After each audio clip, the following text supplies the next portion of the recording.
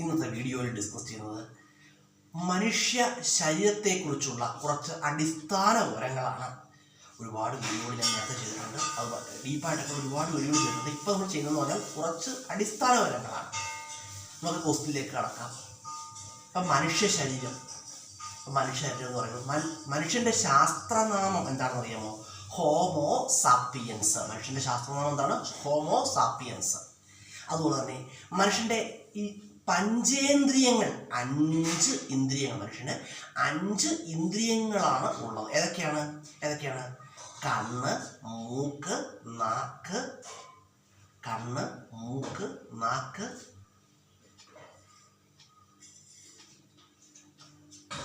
ചെവി, ത്വക്ക്. അപ്പം 5 ഇന്ദ്രിയങ്ങളാണുള്ളത്. ഈ 5 ഇന്ദ്രിയങ്ങളെ ഏത് പേരിൽ അറിയപ്പെടുന്നു? പഞ്ചേന്ദ്രിയങ്ങളെന്ന് അറിയപ്പെടുന്നു. അതുപോലെ തന്നെ മനുഷ്യ ശരീരത്തിലെ ഏറ്റവും വലിയ അവയവം ഏതാണ്? ഏതാണെന്ന് ചോദിച്ചാൽ ഏതാണ്? ത്വക്കാണ്. മനുഷ്യ ശരീരത്തിലെ ഏറ്റവും വലിയ അവയവം ഏതാണ്? ത്വക്കാണ്.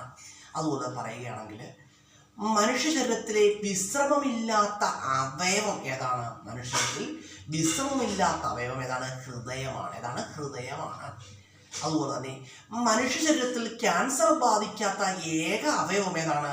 ഹൃദയമാണ്. കേന്ദ്ര നാഡീവ്യവസ്ഥയുടെ കേന്ദ്രം ഏതാണ്? നാഡീവ്യവസ്ഥയുടെ കേന്ദ്രം എന്നറിയപ്പെടുന്ന എന്തിനാണ്? തലച്ചോറിനെയാണ്. മനുഷ്യ ശരീരത്തിലെ അരിപ്പ എന്നറിയപ്പെടുന്നത് എന്തിനാണ്? വൃക്കകളെയാണ്. ജീവന്റെ നദി എന്നറിയപ്പെടുന്നത് രക്തമാണ്. അതുപോലെ തന്നെ മനുഷ്യൻ ഒരു തവണ ദാനം ചെയ്യുന്ന രക്തത്തിന്റെ അളവ് എത്രയാണ്? 300 ml ആണ്. 300 ml ആണ്. അതുപോലെ തന്നെ മനുഷ്യ ശരീരത്തിലെ രക്തത്തിന്റെ അളവ് എത്രയാണ്?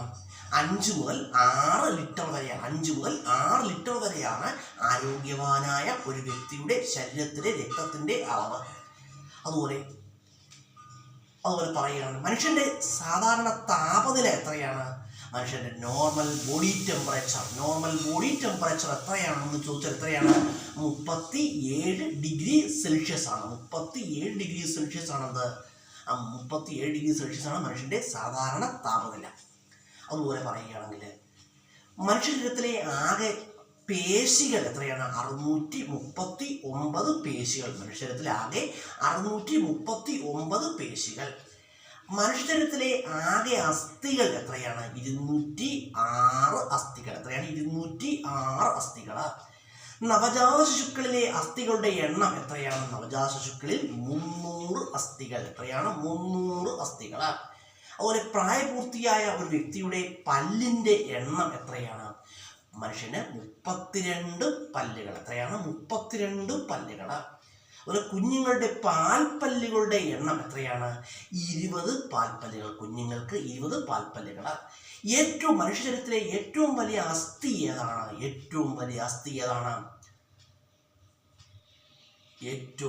അസ്ഥി ഏതാണെന്ന് ചോദിച്ചാൽ ഏതാണ്?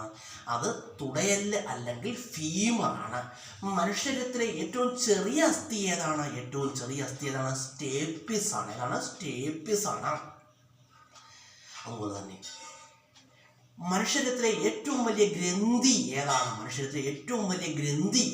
കരളാണ്. മനുഷ്യ ശരീരത്തിലെ ഏറ്റവും വലിയ ഗ്രന്ഥി കരളാണ്. അതുപോലെ പറയുകയാണെങ്കിൽ മനുഷ്യ ശരീരത്തിൽ ഏറ്റവും കൂടുതലുള്ള ലോഹം ഏതാണ്? ഇരുമ്പാണ്. മനുഷ്യ ശരീരത്തിൽ ഏറ്റവും കൂടുതലുള്ള മൂലകം ഏതാണ്? ഓക്സിജനാണ്. അതുപോലെ മനുഷ്യൻ ശ്വസന പ്രക്രിയയിൽ സ്വീകരിക്കുന്ന ഓക്സിജനെ സ്വീകരിക്കുകയും കാർബൺ ഡൈ ഓക്സൈഡ് പുറന്തള്ളുകയും ചെയ്യുന്നു കേട്ടോ. മനുഷ്യന്റെ ശ്വസന പ്രക്രിയയിൽ ഓക്സിജൻ സ്വീകരിക്കുകയും കാർബൺ ഡൈ ഓക്സൈഡ് പുറത്തുവിടുകയും ചെയ്യുന്നു. അതുപോലെ മനുഷ്യ ശരീരത്തിൽ ഏറ്റവും കൂടുതലുള്ള പ്രോട്ടീൻ ഏതാണ്? കൊളാജൻ. കൊളാജനാണ്. മനുഷ്യന്റെ ക്രോമസോം സംഖ്യ എത്രയാണ്? മനുഷ്യന്റെ ക്രോമസോം സംഖ്യ എന്ന് പറഞ്ഞാൽ 23 ജോഡി അല്ലെങ്കിൽ 46 എണ്ണം. 23 ജോഡിയാണ്. എത്രയാണ്? 46 എണ്ണമാണ്. അതുപോലെ മനുഷ്യരത്തിലെ ഏറ്റവും വലിയ ഗ്രന്ഥി ഏതാണ്? മനുഷ്യരത്തിലെ ഏറ്റവും വലിയ ഗ്രന്ഥി ഏതാണ്? കരളാണ്. മനുഷ്യരത്തിലെ ഏറ്റവും വലിയ ഗ്രന്ഥി ഏതാണ്? കരളാണ്. മനുഷ്യരത്തിൽ വിശ്രമമില്ലാത്ത പേശികൾ ഏതാണ്? ഹൃദയപേശികളാണ്. മനുഷ്യരത്തിൽ വിശ്രമമില്ലാത്ത പേശികളാണ് ഹൃദയപേശികളാണ്. മനുഷ്യരത്തിലെ വിശ്രമമില്ലാത്ത പേശികൾ ഏത്? ആൻസർ എന്താണ്? ഹൃദയപേശികളാണ്. അതുപോലെ തന്നെ നമ്മൾ കുറച്ച് ക്വസ്റ്റ്യൻസ് പറഞ്ഞു.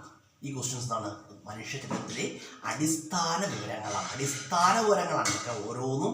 കരളായാലും വൃക്കയായാലും ഹൃദയമായാലും ഞാൻ വളരെ കണ്ണായാലും ചെവിയായാലും അതിനെക്കുറിച്ചൊക്കെ വളരെ വിശദമായിട്ട് പല വീഡിയോകളിൽ നേരത്തെ ചെയ്തിട്ടുണ്ട്. അതുകൊണ്ട് അങ്ങോട്ട് കിടക്കുന്നില്ല.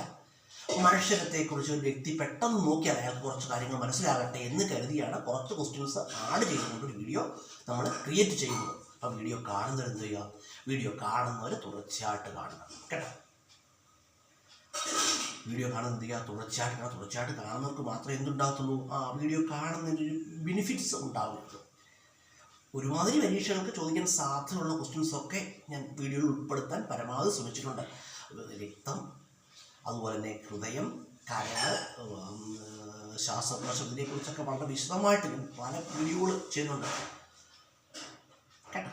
വീഡിയോയിൽ അടിസ്ഥാന വിവരങ്ങളാണ് ഈ വീഡിയോയിൽ ഉൾപ്പെടുത്തിയിരിക്കുന്നത്. അപ്പോൾ വീഡിയോ കാണുന്നതിന് തുടർച്ചയായിട്ട് കാണുക കേട്ടോ. അമ്മേ